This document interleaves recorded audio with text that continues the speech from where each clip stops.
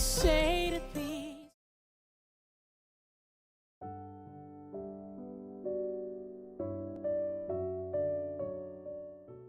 하기 위해서 우리가 먼저 알아야 될 것은 너희 안에라는 단어에 대해서 우리가 알아야 됩니다. 이것을 두 가지로 해석할 수가 있습니다. 첫째로 하나님의 통치가 우리 심령 가운데 임하는 것을 말하는 거예요. 너희 안에 천국이 있다는 것, 너희 안에 하나님 나라가 있다는 것은 하나님의 통치가 있다는 거예요. 하나님의 나라가 우리 안에 있는 것이니까 우리가 하나님의 통치 안에 있다는 것을 말하는 겁니다.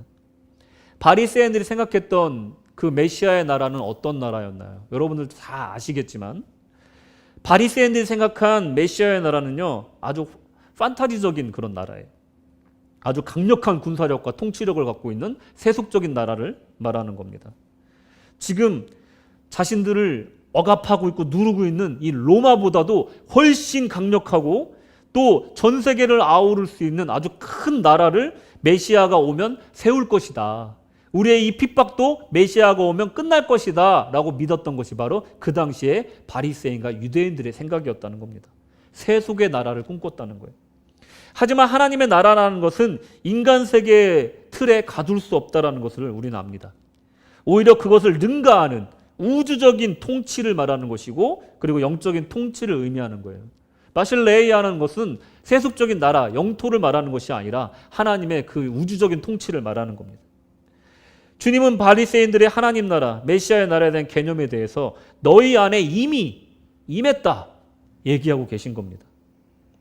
말 그대로 우리 마음속에 하나님의 통치가 임하는 것인데 내 마음대로 살아가는 것이 아니라 나의 자유의지를 내려놓고 하나님의 통치에 따라 살아가는 것을 의미하는 거예요. 내 마음대로 사는 게 아니라는 겁니다. 그 당시에 주님이 말씀하실 당시를 생각하면 하나님의 통치가 임한다는 것은 세속적인 가치관을 내려놓고 세속적인 세계관을 내려놓고 내 생각을 내려놓고 바로 눈앞에서 나에게 말씀하고 계신 나 예수를 받아들여라 하고 말씀하고 계신 거라는 거예요.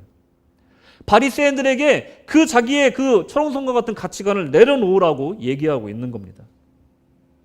바리새인들이요 가지고 있던 그 강력한 선입견과 자기가 생각하는 메시아론 그리고 세계관을 무너뜨리기 힘든 철옹성과도 같았다는 겁니다. 이것은요 우리가 지금 갖고 있는 어떤 우리만의 주관, 우리의 가치관, 우리의 세계관도 이런 것일 수 있다는 거예요.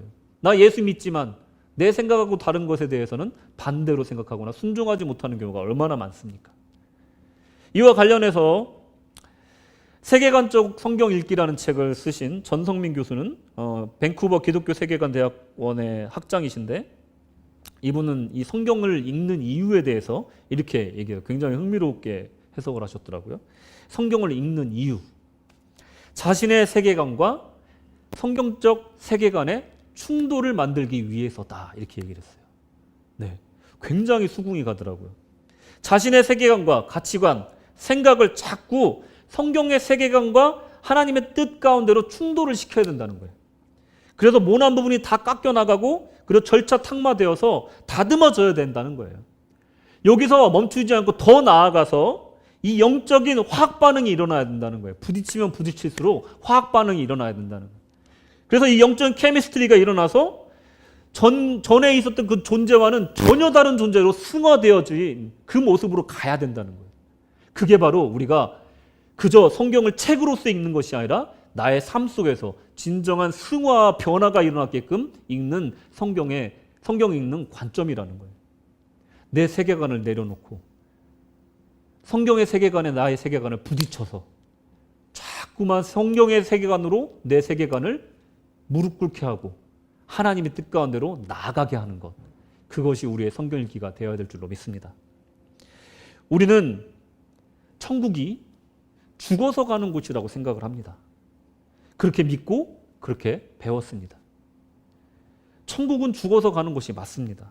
하지만 성경을 조금만 깊이 읽고 신앙에 대해서 진중하게 성찰하다 보면 죽어서 가는 천국만큼이나 살아서 누리는 천국이 얼마나 큰 의미인지를 금방 발견할 수가 있다는 거예요. 우리는 죽는 날만 기다리는 사람들이 아니라는 거예요.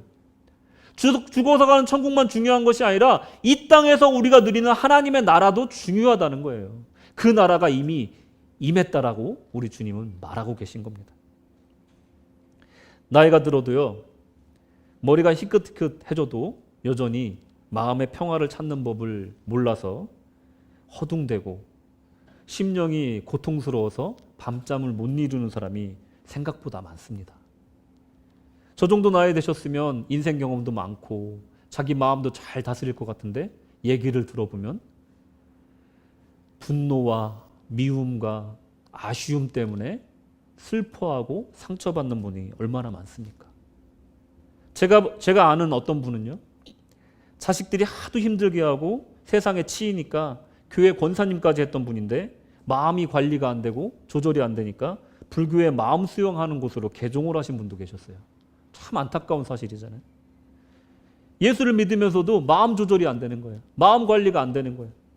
누가 어떤 말로 마음을 다치게 하면 밤새 끙끙 앓고 천장에다가 대고 비극적인 온갖 드라마와 소설을 쓰고 있는 거예요. 밤새. 밤이 하얗게 지새도록 그 괴로운 나날을 보내고 있는 사람이 왜 없겠습니까? 신앙이 있다 하여도 내 마음이 이런 상태로 방치되면 악한 영의 통치 아래 스스로 들어가 어려움 가운데 있게 된다는 거예요. 이미 천국이 이루어지고 예수와 동행하는 그 삶이 천국의 삶을 살아야 되는데 나도 모르게 지옥의 삶을 살게 된 건 그런 비극적인 결과가 난다는 겁니다.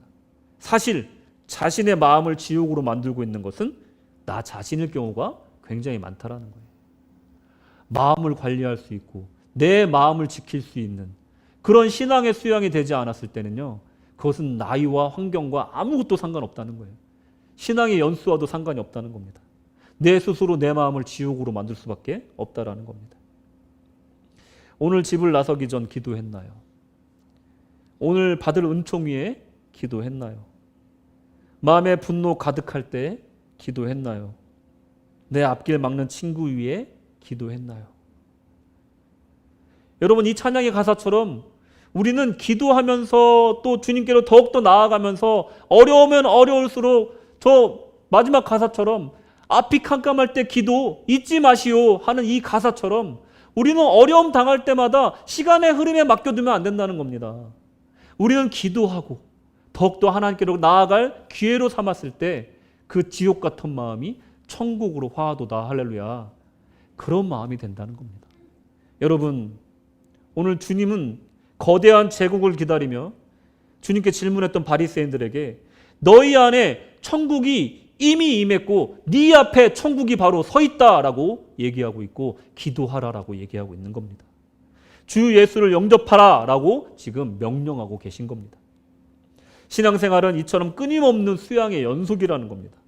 어려울수록 기도해야 된다는 거예요. 앞이 캄캄할수록 기도해야 된다는 거예요. 나를 부인하고 주님의 통치 안에 순복하는 삶을 살기 위해 깎아야 된다는 겁니다. 나의 세계관과 가치관을 계속해서 하나님 뜻 가운데로 몰고 가야 된다는 거예요. 성경적인 그 세계관 속으로 우리를 몰고 가야 된다는 겁니다. 그리고 우리 하나님의 나라에 들어갈 길을 찾기 위해 애쓰고 힘써야 된다는 거예요. 주님을 따르는 방법이 무엇일까? 더욱더 우리 삶 가운데 주님께 더욱더 기도하고 매달려야 될 줄로 믿습니다. 만약에 이 여정 가운데 걷고 있다면 그 사람은 이미 그 마음속에 하나님의 나라가 임한 줄로 믿습니다. 오늘 내 안에 하나님 나라를 구주 예수 그리스도를 영접하시고 천국의 풍요하고 평안한 삶을 누리시는 성도님 되시기를 축원합니다. 아멘.